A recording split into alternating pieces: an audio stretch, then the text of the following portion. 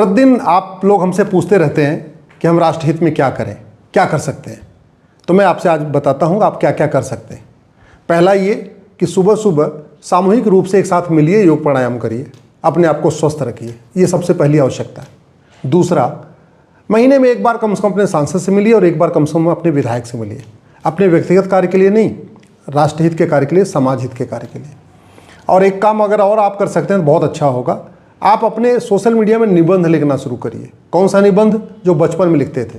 आप याद करिए कि जब हम लोग प्राइमरी में हुआ करते थे, 6वीं 7वीं 8वीं में थे, तो हम लोगों के मास्टर साहब हर हफ्ते एक निबंध लिखवाते थे। निबंध क्या होता था? उसकी हेडिंग, यदि मैं मुख्यमंत्री होता। अगले हफ्ते फिर लिखवाते थे, यदि मैं प्रधानमंत्री होता।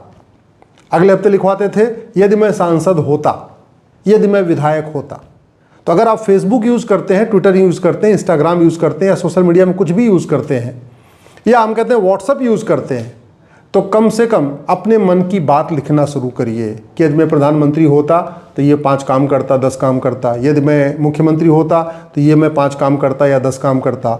यदि मैं सांसद होता तो अपने क्षेत्र के लिए ये काम करता। यदि मैं विधायक होता अपने क्षेत्र के लिए ये काम करता। और वो लिख के उसको सर्कुलेट कर दीजिए। संभव हो अपने सांसद विधायक को भी भेज दीजिए, लेकिन लिखना शुरू करिए। तो सबसे पहली आवश्यकता ये है सामूहिक रूप से मिलना, एक साथ बैठना, साथ में चाय पीना या पानी पीना या भोजन करना महीने में एक बार, सामूहिक रूप से अपने सांसद विधायक से मिलना, सामूहिक रूप से अपने क्षेत्र के प्रबुद्ध लोगों से मिलना, और मिलने के बाद अपने अपने सोशल मीडिया पे वही निबंध लिखना जो बचपन में लिखते थे। यदि मैं विधायक होता, यदि मैं सांसद होता, यदि मैं मुख्यमंत्री होता, यदि मैं प्रधानमंत्री होता। मैं ये क्यों कह रहा हूँ? क्योंकि डॉक्टर बदलने से बीमारी ठीक नहीं होती है, बीमारी ठीक होती है दवाई बदलने से।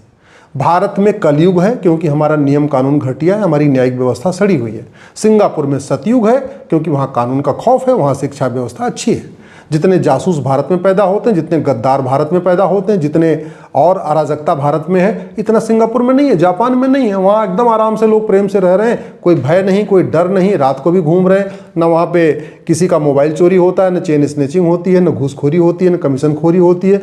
बहुत बढ़िया एकदम राम राज्य चल रहा है। राम के देश में कलयुग है, सिंगापुर जापान में राम राज्य है। कृष्ण के देश में कलयुग चल रहा है, चीन जापान सिंगापुर में बढ़िया सतयुग चल रहा है। क्यों? क्योंकि उन्होंने नियम कानून बदल दिया। मैं एक आपको उदाहरण देता हूं कि भारत में कैसे डॉक्टर तो बदल रहे हैं लेकिन दवाई नहीं बदल रही है। जौनपुर जिले में 1985 में एक मुकदमा शुरू हुआ। 1985 में 10 बीघे जमीन का मुकदमा था। एक सज्जन ने कहा कि हमारी वसीयत असली है, दूसरे सज्जन ने कहा हमारी वसीयत असली है। 2 लोगों में विवाद था।